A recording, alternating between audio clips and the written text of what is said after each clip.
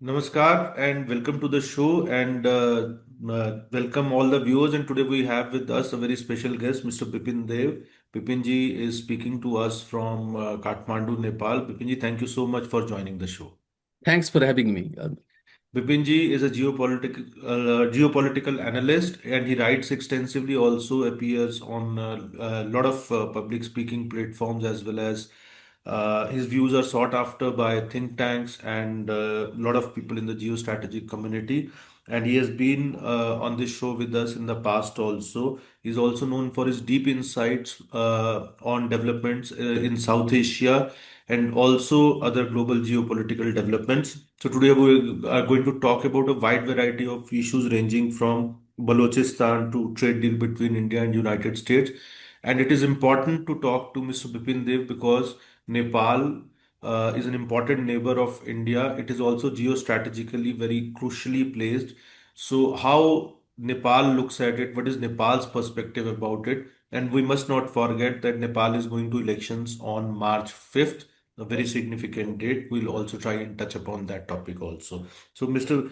Dev, my first question is that how does the evolving situation, first let's talk about Balochistan because Balochistan is in news. We have seen Operation Harof 2.0 happening there and Pakistani military incurring huge losses. So, how does this evolving situation in Balochistan pose a challenge to Pakistan's military leadership?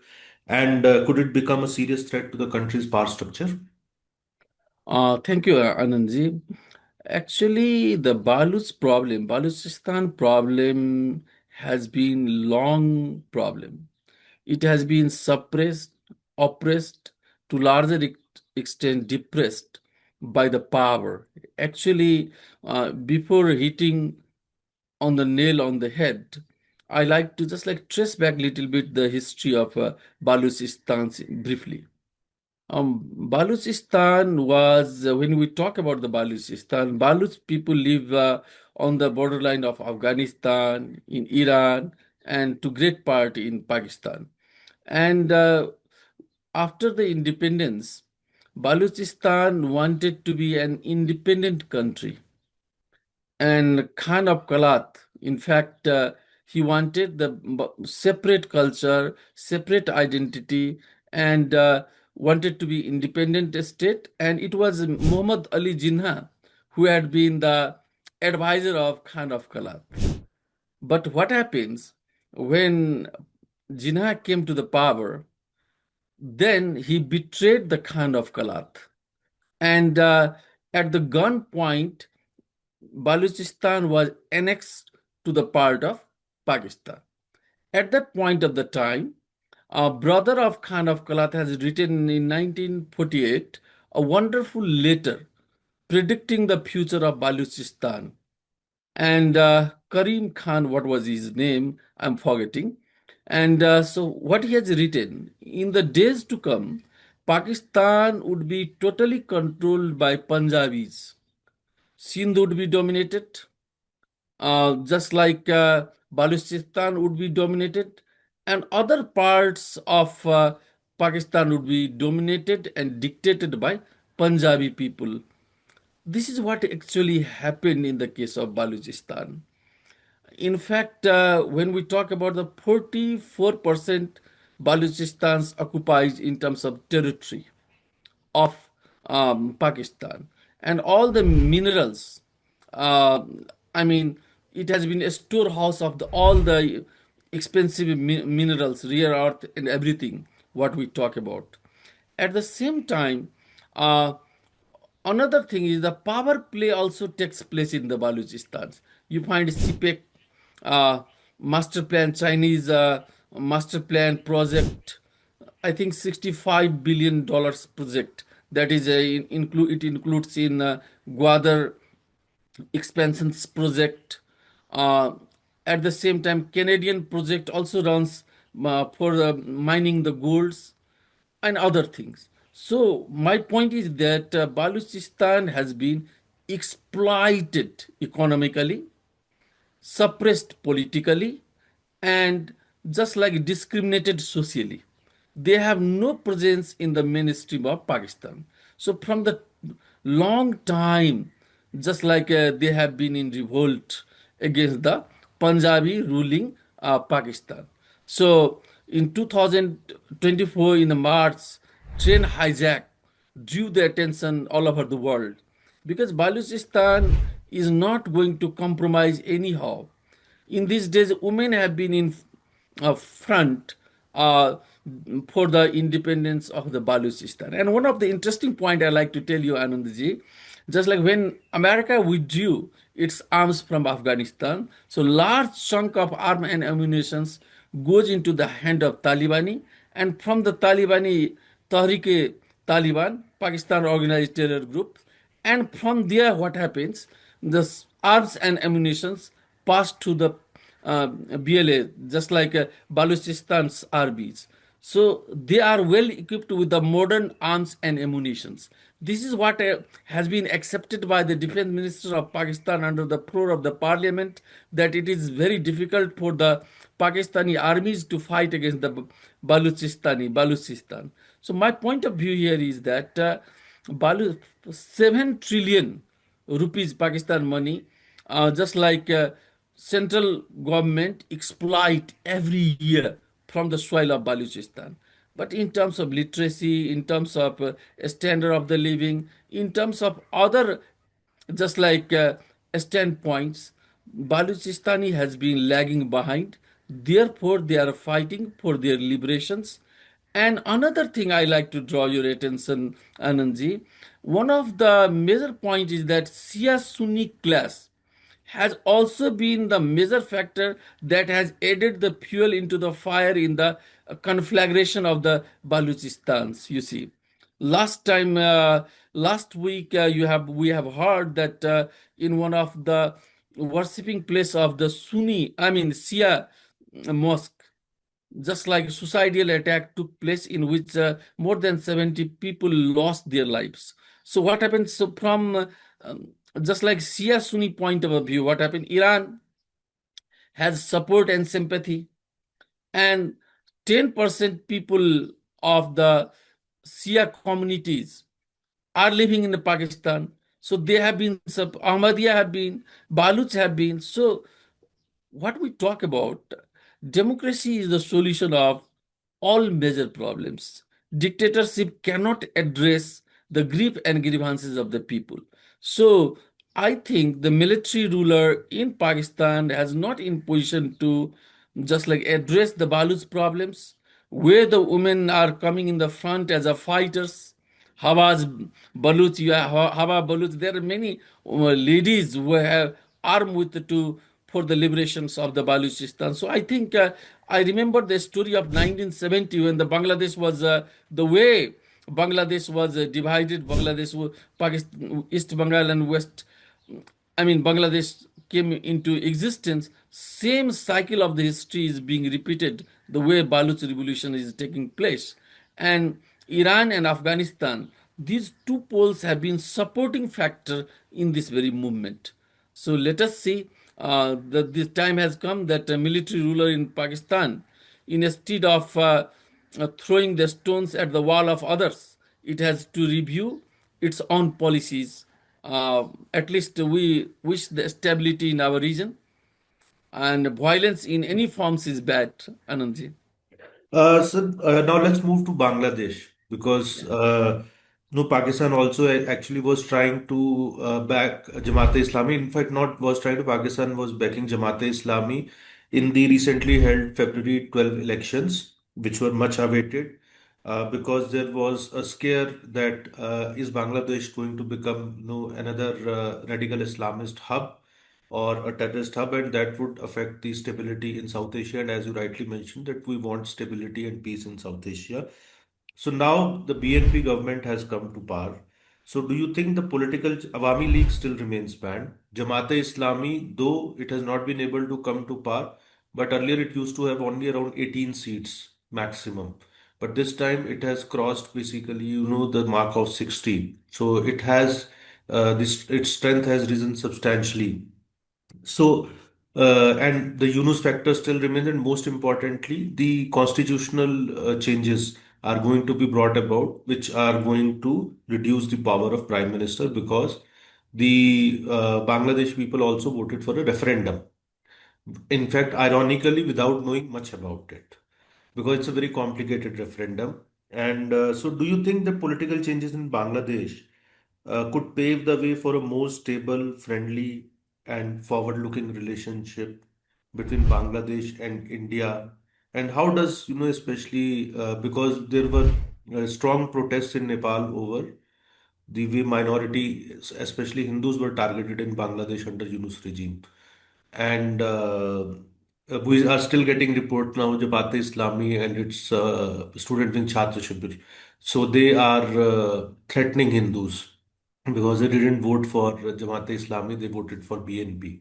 So how do you see the situation developing in Bangladesh? Thank you, Anand, again for very burning, issues in the South Asia. That is the mandate of the Bangladeshi people. Actually, there are some indication that these elections would change a different scenario in the South Asias. Critically speaking, when BNP present leader, son of Zia, Tariq Rahman, for the first time in the style of the Martin Luther, he spoke, I have planned for Pakistan. I have planned for Bangladesh. So it was a style of Martin Luther. And Martin Luther was deeply influenced by Mahatma Gandhi. So look at the tone, in the politics, in the diplomacy, the tone matters a lot. He himself has been in exile more than 17 years. Second thing, he drove the message home that in a new Bangladesh, there would be no discrimination between minorities and majorities. So he gave the indications like this. I'm taking the in a positive way. Third point, after the victory, Sarv Dharma Sambhava, he appealed for the prayers from the Christians, Hindus, and others. So my point of view is that BNP, which has been from the 2001 to 2006, when the Zia was in power, at that time anti-Indian activities was somehow rising in Northeast. Problem was taking place. It was being somehow guided by the ISI. This is the shadow that it has. Uh, but things have been changed. Economy of Bangladesh is in shambles. Bangladesh is, the way the geography of the Bangladesh is, without support and sympathy of India, Bangladesh cannot grow economically. Populations, just like density of the population is very high in Bangladesh. So in that case, until and unless economic plan and policy for moving forward does not come, no government in the Bangladesh lasts long. Because you see, either in Pakistan or in Bangladesh or in particularly in Islamic country, a street has a greater role to play. It is a mob that determines the index of the politics. So my point, I am hopeful that uh, this government would make necessary change in its policies to improve the tie with the India, because without India, Bangladesh cannot grow economically. Number one. Number two point that I would like to, as far as Jamati is concerned, in Bangladesh there are two narratives. One narrative is of 1947, which says that Muslims and Hindu cannot live together. Therefore, Muslims have separate existence. From this very point of view, Pakistan was born. Another narrative, the narrative that came in 1971 or 1970, that says the religion should not be a factor uh, for division of any society, any country. I remember to have read one of the lines of Jawaharlal Nehru in Discovery of India. He says, if the religion is the factor to divide a society, to divide a nation, then every village of India has to be divided, because in every village Muslims and Hindus live together. So religion should not be factor to divide any society. So in 1970s, second narrative says no, religion should not be factors. So from culture, language, literature, identity, these are the major assets of the humankind. So, from the narrative of 1970, Bangladesh came into existence in the global map. So somehow BNP is making the balance of ethos, just like it talks about secularism and all these things. So main problem, main threat is that no matter, just like Jamate, just like grew its strength, its presence. I was expecting that because of the support of the ISI, because of the support of some of the Western power, maybe Jamaat would have gained much more strength. But the way they spoke against women, the working women are like a prostitutes. In these days, the fundamentalists, radicalists, if they speak in this very tone and temper, we can see what type of the picture that Jamaat Islam wants to make in the society. They want to make the Bangladesh again, just like just I mean they are, in a way, extremist. They, in the economic growth of the Bangladesh, women play very major role. Women are greater working force. And to working women, they have gone to the extent of saying that working women are like prostitutes, citing those Shariat law and what I have not understood that. So I mean to say the Jamaat Islam's radical force would, because one of the important point I like to just like say, Arunji, when Pakistan army is not in position to address its domestic problem, then what happens? It wants to divert the attention of the people in just like periphery, India, Kashmir, Bangladesh, and others. So what happens? If we have to give the credit, Pakistan army is only army which has had failure in all its battle, either in Kashmir or in Bangladesh or anywhere else. So what They happens? always say there is a just intervening, there is a saying that, the Pakistani military, Pakistani army, so, they have never won a war and they have never lost an election. Yeah, yeah, yeah. Because it is election of the generals, all right? So it is not general election. It is in Pakistan. It is election of generals. You see, so in the long term. So my view, let us hope and let us just one of the major thing that I missed to point out. Those who were in the streets for change in the Bangladesh, they did not get a mandate from the people if you scan the election results. So it also gives the signals that the people of the Bangladesh wish to have a stable economy, prosperous Bangladesh, where the men and women can play together for the economic growth of the country. At the same time, more than 9% Hindus living in Bangladesh, they are strong in terms of education, in terms of economy. So without their presence, without their participation, without their cooperations, Bangladesh cannot move ahead in terms of its economic growth. So this realization has been realized by the people of Bangladesh. We Hindu strongly believe is Janta is Janardhan. So I think just like in the days to come, Bangladesh, if it makes its distance from Pakistan, it makes its distance from fundamentalist and radical force. If it makes its distance from the terrorisms and other anti-human activities, it can grow. Moment it collides with these very forces, then it would prove counterproductive for Bangladesh. Let us hope. I think the way uh, Dr. S. Jaishankar visited Bangladesh, the way Prime Minister Modi responded and congratulated to Tariq Rahman. So let us hope. Today is Shivratri and we are Hindus. If our neighbor is happy, we can be happy. We are happy. This is our Vasudevam Kutumbakam. This is our philosophy. And in terms of Bangladesh, I do have sympathy because Bangladesh was built on the ethos of Gurudev Rabindranath Tagore. Bengali culture, Tagore's literature was one of the major forces in the fight of in the liberation of Bangladesh. Tagore's story, Tagore's poems, Tagore's songs were frequently recited in those days. So I think let us hope. Bipinji, my next question is about the India-US trade deal. So there are two parts of this question.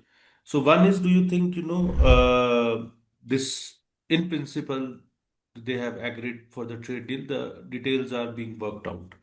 So formally, and so do you think that it's going to reshape the balance of power in the Indo-Pacific, or what impact will have it will have? Also, the second part of the question is in the broader regional context. So, how do you see the presence of or the role of United States in, South Asia? Do you see it more as a stabilizing force? Do you see it more as stabilizing force in the sense that, it works as a countermeasure to China's growing influence? Or do you see basically more as a destabilizing force? Because there were a lot of expert commentators who pointed out that in Bangladesh over the last, kind of basically uh, um, uh, you can say about 18 months or so. So what happened that this whole regime change of and this thing was basically driven by the US deep state. So it was perceived more as a destabilizing force. So, but so how do you overall, because there are mixed signals about, United States in South Asia. Anand, the question is in fact very complicated because United States, you see, uh, the way it plays its role, particularly in South Asia. Uh, America is a democratic country. America talks about the human rights. America talks about the freedom of expression. But it remains this very voice, this very ethos remains only in the internal policy of the United States of America. For American interest, it handshakes with the dictators. I mean, we have watched the history just like in 1956. There was agreement between Pakistan and United States with regard to just like in one way a strategic partnership. So it was because of the continuous support of United States, the dictatorship in Pakistan has flourished over the span of the time. This we must not be forget this very reality that Pakistan military has gained a strength because of the support of the deep state of United States. Now our major question is a trade deal. This is the major question that we have to discuss and debate. What happens? The Trump policy, to larger extent, it has not. Trump has not been in position to draw the line of the demarcation between friends and foes. Look at its behavior to the South Korea. Japan, to large extent to Australia's, means even to the allies. Just like Trump has brought them under unprecedented pressure. This is what exactly happened with the India. And the way the drama of the tariff took place, what happens? The major issue that United States and India had have to work together with regard to its Indo-Pacific policy, expansion of the Quads, to large extent AUKUS, the agreement that took place between Australia, America, and Britain. These types of the organizations, institutions need to be developed in order to counter the China. But what happens? This very tariff war proved to be very counterproductive, particularly in the relationship between United States and India. In this, just like what actually happened is that, in a spite of all the pressure of America, major company Amazon, Google, Apple, they have major investment in India. More than 50 or 50 billion they have their investment in India. So what happens? America understands the realities that it is economy that is driving force of the politics and diplomacy. So at present, United States is not in position to keep Indian market aside. Pakistan cannot be substitutes of India. Bangladesh cannot be substitute to India. So to large extent, even the way the Trump administration, even the ex-Trump has declared that we have reduced the tariff to India, so it has been positive sign. We expect that in the days to come, India and American relations would improve. And the most important that the question that you have asked me, that question is, what is the role of United States in Bangladesh? What is the role of United States in Pakistan? What is its role in Myanmar? Uh, these are to some extent in Sri Lanka. So the way India is growing, if its neighbors are not stable, if its neighbors have the uncertainty, that would have counterproductive impact on the growth of India. This is the we cannot. Geography is a very determining forces. If Mexico and Canada develop, then only United States develops. This is what exactly happened in the South Asia, and South Asia is a less integrated economically. So Indian diplomacy has to work hard to manage and to coordinate with the United States to create an atmosphere in which economic issues should be major factor of the discussion in the politics. If Bangladesh goes back on the path of progress and prosperity, if Sri Lanka comes on track, let us forget Pakistan for time being. It is too early to talk about the economic growth of the Pakistan. If Nepal would go on the track of the development, so all these factors would have positive impact on the growth story of India. And if there would be the problem, just like if the Bangladesh would go into the trap of the terrorist, immediately north eastern part of the India, the problems would just like a problem would take place, and it would have again impact on the growth story of India. So what happens is that America has to revise and review its policy, particularly in case with regard to the South Asias, because terrorism, fundamentalism, or radical forces would always have negative impact. Because look at in case of Afghanistan, what was the consequence? Ultimately, America had to withdraw. There is no alternative because no one is going to fight against these very forces. Fundamentalism has no its endings. So my point of view is that in the present dynamics, Modi government and Trump, they have to again, as the way in the first term of the term presidency, the India and America relations was moving very smartly. Modi and just like in Ahmedabad. So that was the story. So same, we have to retrospect, and to large extent we have to introspect, um, just like Indo-American policies, because in these days, United States cannot ignore India, the way Indian diaspora has uh, playing the role in the United States, in the universities of United States, the way Indians are working, reading, and researching. At the same time, there is also a large chunk of Indian investment in the market of the United States. So, both are democratic countries, both are for the liberal societies. So, I think that in the days to come, the relationship would grow in a positive way.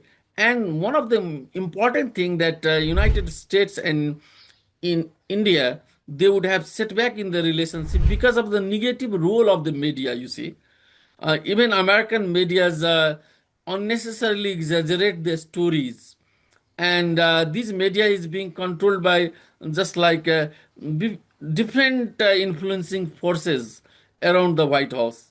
So you see, media has to play a very specific role because the relationship is associated with the whole civilization. India and America in these days are major force in the world. Whole world, if you look at Russia, China, Iran, Pakistan, I mean, democracy and dictatorship is horizontally and vertically divided. So the time has come, European Union, India, I mean, United States, Japan, ASEAN to large extent, Korea, they have to be united. Only the we can talk about liberal economy, we can talk about the human rights, we can talk about the freedom of expression. So my point of view is here that in the dynamics of globalization, liberalizations, uh, America and India have to strengthen their relationship. Uh, it has to, I mean, both these countries have to play the role in the Indo-Pacific areas because it is, in fact, the center of economy of the world. And the way the China is expanding its influence in the South China Sea, East China Sea, and you see the change that took place in Japan. Uh, you find that the way the new government in Japan got the mandate, it was a completely anti-China story. Japanese came to realize just like the way in Senkaku Island, uh, there is a dispute between China and Japan. So Japan is going to just like I mean stand against the expansionism of China. So Japan is again it is coming its old picture. The way the Japan was powerful before the Second World War. I mean, Japan is going to just like change its entire strategy. So I mean to say in ASEAN, almost all these countries, they are being interfered by China. So main threat United States has to realize that China has been threat to the peace, prosperity, and the sovereignty of small countries. So there must be new calculus in the Indo-Pacific areas in which India, America, and other democratic forces have to have joint share.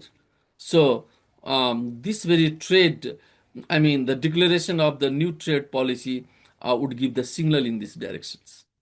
So, sir, my last question is, about now, let's come to Nepal. The March 5, the elections are going to be held. So, what is the current political atmosphere in Nepal and whatever expected outcome of the March 5 election is? So, generally, it is expected, because last time I was having conversation with some of the experts, so they pointed out that it's very difficult the kind of parliamentary structure right now Nepal has. So most likely only a coalition government would come. So a full majority for any party right now doesn't seem to be a plausible option. So or a possibility, strong possibility. But what is the current political atmosphere in Nepal right now in run up to the March 5 elections? Because there's hardly any time left and campaigning must be going on full swing. And what is going to, whatever the outcome, expected outcome is, how it is going to impact India-Nepal relationship? Okay, Anandji, just like my reading is something different. My reading in coming election is that the change that took place in Nepal, uh, just like we were not expecting that we have to go to election very soon. After 2.5 years, we have to go to the elections, and there are three major signals that I'm getting from this very election atmosphere. One of the signal is that democratic forces in Nepal are becoming stronger. You see, this coming election, is somehow directed towards anti-communist force. Just like this is my personal reading. I mean to say, just like new political parties led by Balen Shah and Ravi Lamichhane, just like they are targeting, just like I mean, they are fighting against just like KPOL, Prachanda, Madhav Nepal. I mean, when they make their uh, presence felt in the people, Mostly they do have attack against these policy and programs of the communist parties. One second change that I found, that Nepali Congress, which has been the just like a major political forces in Nepal. Whatever change in Nepal took place, it was the Nepali Congress which took its lead. So there has been change in the organization of the Nepali Congress. Young, vibrant, dynamic leader came into the picture, sidelining the just senior most politician. So this change took place. So all these changes would have impact in the coming elections. And the regional forces are just like Madheshi is one of the major voices in the political scenario of the Nepal. The Madhesi parties also to large extent they have come together. Upenji has Mahant Thakur, they are also playing their major role in the election. One of the positive aspects in the election is that all these political parties, they are participating in the elections with the full enthusiasm and excitement. This is the positive signals of the democracy, you see. No party has just like, I mean, all the major political forces are just like joining the elections. So, my reading is that after the result, whatever the equations comes, democratic forces would be one side, and another process, I cannot say the communist is not democratic in Nepal because only there is a title communist.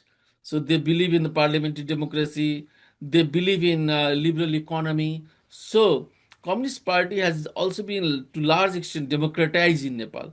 So communist forces would be another pool. So whatever the result would be, these elections, young people, so many we would see in the coming parliament. Young, dynamic people would be in the parliament. They would all talk against the corruptions. So, old mindset, these elections would change the old mindset, old way of functioning. And I'm by nature very optimist. I hope that change that is going to take place in Nepal would pave the bright and promising future of Nepal. Let us see. And how about India-Nepal relationship? How it is going to impact the India-Nepal relationship? Okay, this is the major question, Arunji. This election has been different. Different in the sense that previously we used to hear the anti-Indian, pro-Indian, these very slogans would be recited by politicians in the public meeting. Pro-China, anti-China, these types. So in this election, you find that foreign relation has not been the lexicon of the political parties. So this is a good point. The moment you take the diplomacy in the streets, the moment you want to capitalize your vote bank in formula of the diplomacy, at that point of the time, what would happen is that your national interest would be sidelined. So this is the positive signal that in these elections, those forces who used to have their voices anti-Indian, these forces have become weaker. So you find Balensa, Nepali Congress has never recited in its long span of history anti-Indian movement, anti-Indian slogan. Nepali Congress has never adopted and adapted. There is no question of adopting and adapting Madhesi political parties anti-Indians. Just like so these new young people, they have never just like they have not been against anti, I mean, they have not raised their voice anti-India. So diplomacy has not come in the streets in these days. So this is a good signal in this election. Foreign policy, particularly anti-India, anti-China, China card, India card, this has not been in practice. And I'm quite hopeful whatever the consequence and result might be in the near future. Uh, in Nepal, what happened? Intellectuals, policymakers, they have come to realize that Nepal is, in fact, on the side of second largest economy and the fourth largest economy. Still, economically, we are lagging behind. So, time has come to move on the line of progress and prosperity So new government would adopt the liberalizations with a speed. New government would invite investors from India. New government would just like create an atmosphere in which the religious tourism would grow. I mean to say, just like because the major problem in Nepal lies the economic growth in terms of mindset, in terms of consciousness, in terms of lifestyle, everything Nepal is globalized. Only thing that we lack is the our growth story is very poor, and the growth story of Nepal can move ahead when Nepal would have the good relationship with India. You see the this is a geopolitical reality. No country in the South Asia would economically grow unless and until it is integrated with the Indian economy. And plus point is that in the cloud of economic uncertainty, India is growing by 7 points. So in that case, what happens? The Our lens and filters of our economic policy have to be changed in the light of the new realities in Nepal. Thank you, Bipin ji, for sharing your deep insights. And viewers, we'll be back soon with another podcast. And thank you, Bipin ji, for taking time out from your busy schedule. And we hope to see you soon back. And happy Mahashivratri to everybody. Though this video is going to be probably posted a day later, but we are recording it on the day of Mahashivratri. And Bipin ji has joined us from the land of Pashupatinath ji. So, a happy Mahashivratri to all our viewers, and we'll be back soon. Thank you so much for watching. Thank you.